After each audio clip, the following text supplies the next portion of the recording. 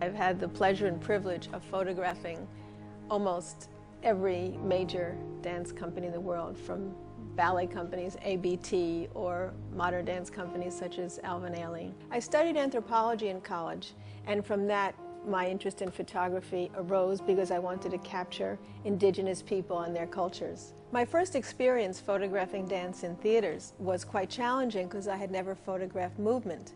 So I would take a wide angle and try to capture just an interesting shape. Very quickly, I got attracted to photographing action and found it a relief from photographing news events, because the compositional aspects of the photo of dance was the only story I needed to tell. After my early years as a photojournalist in Boston, I moved back to my native New York, because let's face it, this is the center of art. People notice in my pictures the existence of the floor, and for me it's so important that the floor is represented for a couple of reasons. Mainly that these photographs actually happened, that the dancers were here in a real place, jumping off the floor and landing on the floor, and not recomposited or stripped out in any way.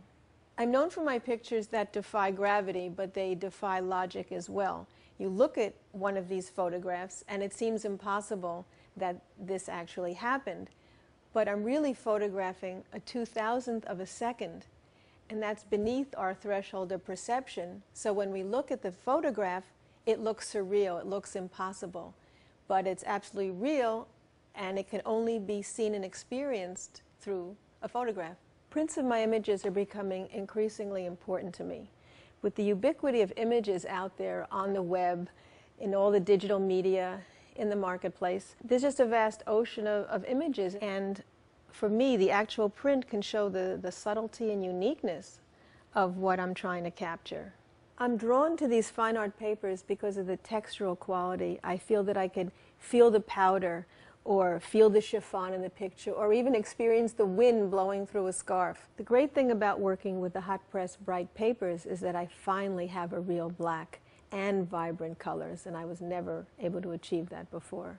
Another thing I love about the hot press bright papers is that the surface of the paper doesn't interfere with the experience of the image. You just fall right into that world I photographed. The thickness of these new papers give the prints an intrinsic value that is very impressive to the fine art client. I see my dancers as sculptures in the air, and for that reason I choose to light them with long tonal transitions, nothing too contrasty.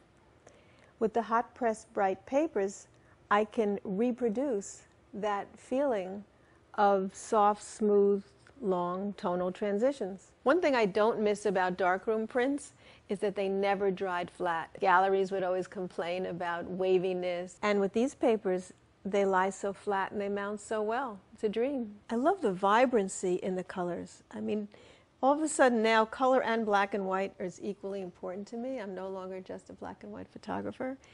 And to get this kind of vibrancy and smooth, nuanced skin tones with total accuracy and poetry, and all in this one paper. I love the feel of these prints. I love touching the paper and just appreciating the depth and richness of the tones. From, I mean, this kind of image goes from extreme highlight to all the black, and I feel I can touch what's happening. The signature on a print gives it its authenticity and gives it its value as a fine art print. This is an age in which things can be infinitely reproduced, but the artist's signature cannot.